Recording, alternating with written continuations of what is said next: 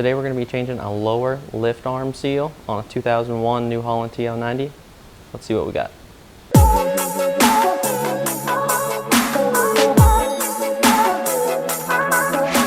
Alright, so right now at the rear of the tractor, and I already have the lower unit where my seal was leaking at. I already have this lower unit dropped out of the tractor.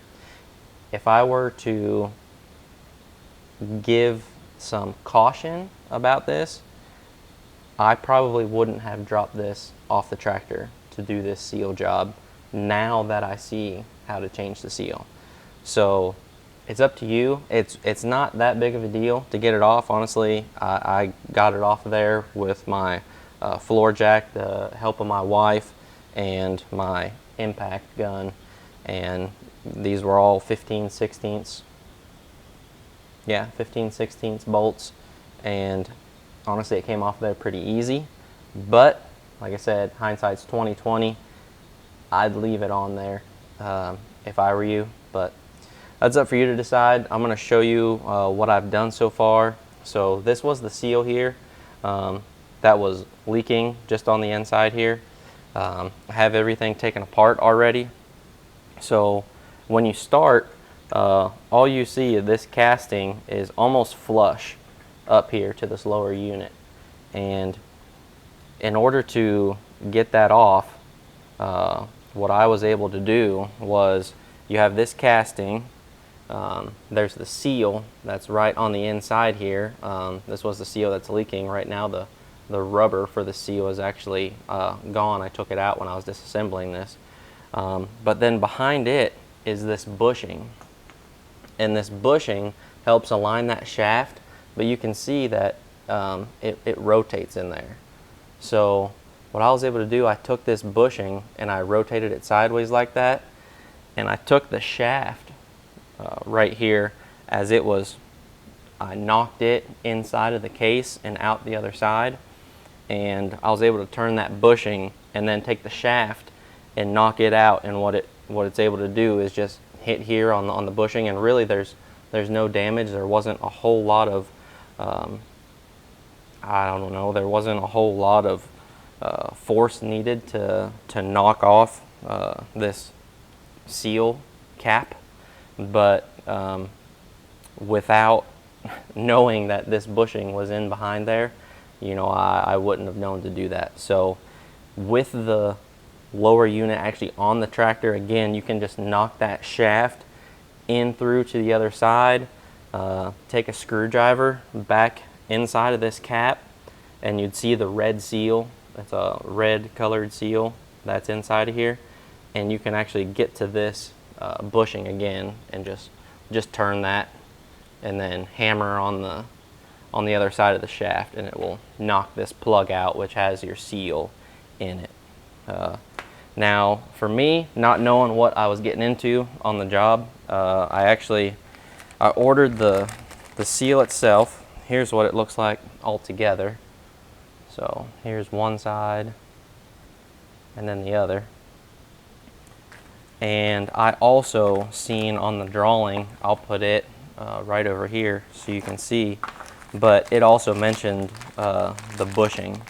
So I'll have the part numbers right over here for you guys so you can see what I ordered for the job and the cost of each. But here's that brand new bushing. Now that I have it out, you know, it's up to you. This bushing was, I don't want to say expensive, but it is a little pricey for what it is. It's up to you if you want to get it or not. You know, it's kind of a toss-up. Like I said, if you have the tools to get the job done properly, you know, what I was able to do, again, because this is a tight seal against this casting, I just took my torch and I just heated up real light on the outside of this just to help free this up right here. And it wasn't bad getting it out, but without the heat, you may have had to hit a little bit harder and you might damage that bushing. So again, what I'm going to do here, we're going to go over to the vise. We're going to put the seal down in here, and then we're going to come back and we're going to put this bushing back in, and then put put the seal with the cap back in this lower unit and get this thing back in the tractor. Once you got that seal started down in there, then you're able to use your socket right on top there, and you know you're down in whenever that seal is about flush with the end of this cap.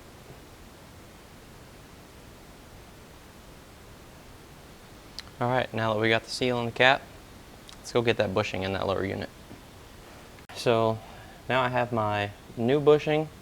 Again, I'm going to put just a little bit of hydraulic oil on the outside here, and also in here on the ID of this casing. And the bushing actually sits flush against a bevel that's back here in the casting. So once you bottom out, you know that you have the bushing in there all the way.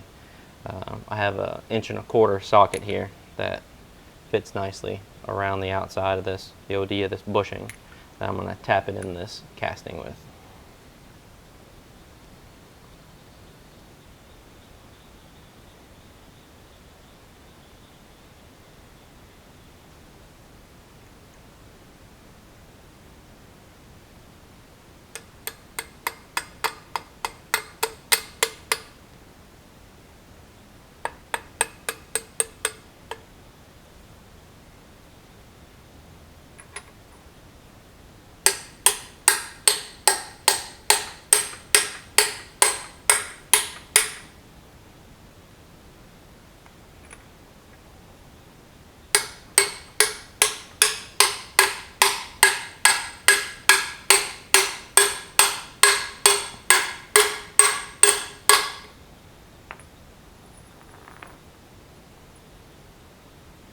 Alright.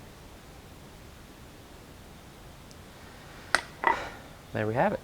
Alright, now I'm going to take my cap with my newly installed seal in there, put a little hydraulic oil on the outside of it, up here in this leading edge.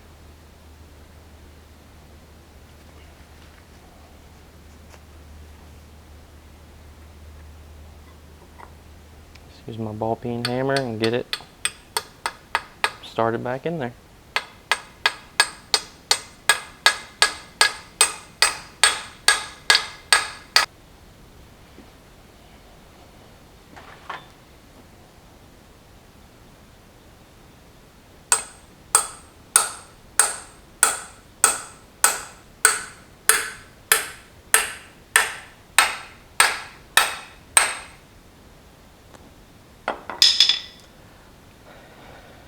There we go. All right, so get down here where the camera is.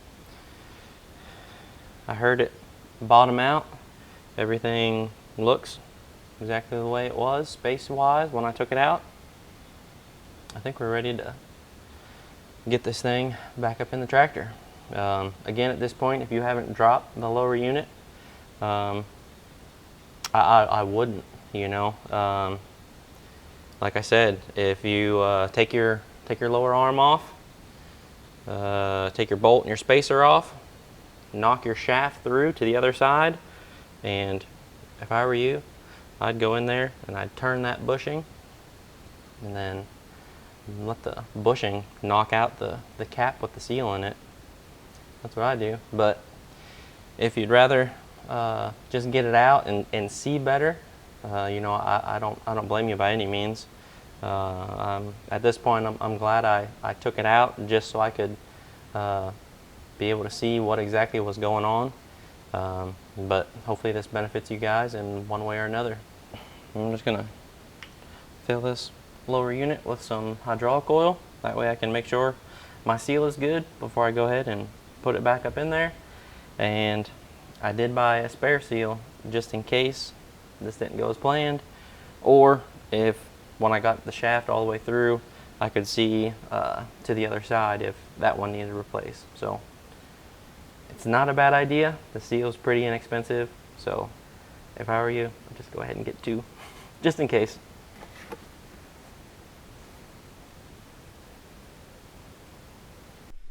It's been 2 days since I put this seal in, and we don't have any leaks. Now I can show you guys how to put this lower unit back in the tractor. First thing we're going to do is take this unit over to my bench and we'll scrape all the old RTV off and clean it up with some brake clean, and we'll do the same thing underneath the tractor.